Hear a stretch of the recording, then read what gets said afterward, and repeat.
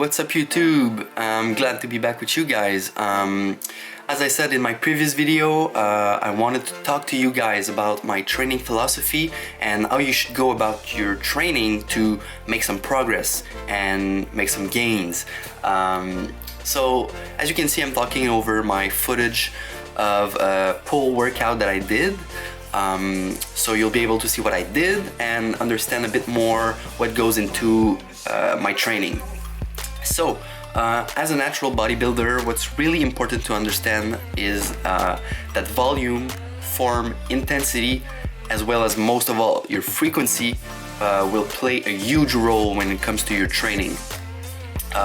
Oftentimes, like, I see people in the gym doing the same workouts over and over again, day in and day out, or simply do a bunch of random things and they don't know exactly what they're doing and why they're doing it.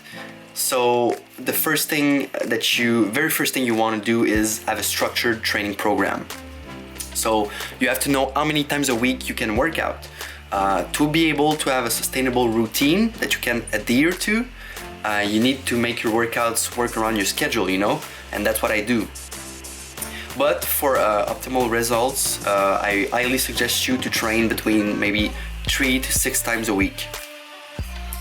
And second of all, you have to structure your workouts. When you get into the gym, you have to know exactly what you're going to do, so you're in and out of the gym.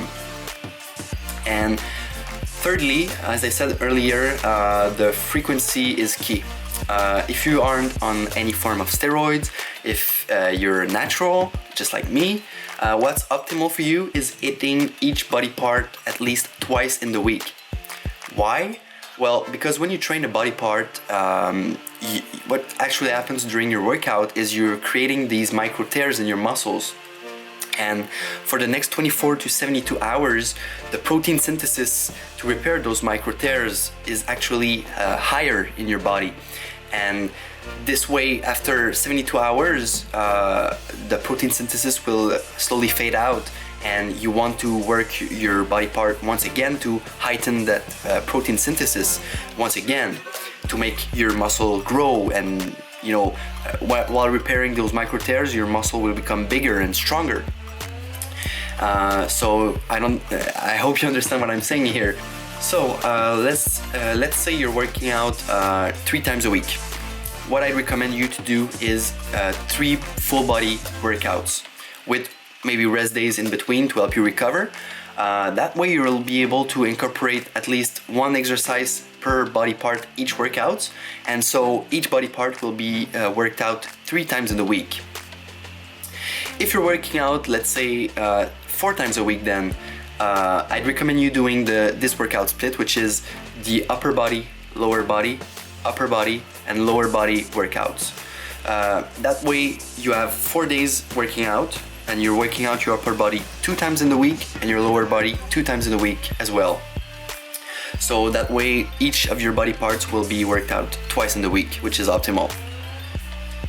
And if you're working out 5 or 6 times in the week like me, then I highly suggest you to try the push-pull legs routine. It's awesome. That's what I've been doing for the past year, and I really love it. What you're doing is, first day you're training your push muscles, which are your chest, your triceps, your front and side deltoids. Then the second day you're doing your pull muscles, so back, biceps, trapezius, rear deltoids. And then you're going to work out your legs, which is quads, hamstrings, and calves. Then you might take a rest day or simply go through this cycle once again, so push-pull legs. And that way you're working out 6 times in the week, or 5 maybe, and each of your muscles will be worked out twice in the week as well here. And finally, depending on your goals, you might want to tweak the intensity as well as the volume of your workouts. My philosophy when I go into the gym is that my first exercise should be a compound lift. A compound lift is an exercise that works 2 joints or more on your body. So what I'm talking about here is your bench press, your deadlifts, your squats, your overhead press, maybe even your weighted pull-ups. So I start off my workouts with a compound lift, and then I go on to the second exercise, which will be somewhat of a compound lift or maybe a variation of it. And so for these both of these movements, I try to stay within the 4 to 6 rep range, or maybe even the 6 to 8 rep range sometimes. So that way I'm working on my strength, and I'm incorporating a little bit more volume, so a little bit more hypertrophy, so I'm working on gaining some muscle here as well. And finally, what I love to do after is some bodybuilding stuff, you know. I try to stay within the 10 to 15 rep range here, which is more hypertrophy work to grow some muscle. So I guess you could say that I try to mix in a bit of powerlifting here and there, a little bit of bodybuilding as well. So in my opinion, this is the optimal way to work out if you aren't on gear. Because you're working on your progressive overloads, you know, you're trying to gain some strength in your 4 to 6 rep range, and you're getting some good hypertrophy work in the 6 to 8 and even 10 to 15 rep range. So that gives you a little bit of volume here, and it's good to gain some muscle. So these are the basics really. I could go on and get into more details even, but this video would probably last a couple hours.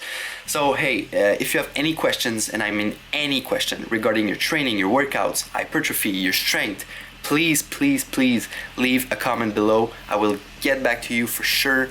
And I'm really happy that you watched this video. So if you liked it, give it a like. If you want to see more, subscribe to the channel, and I'll see you guys in the next one. Peace.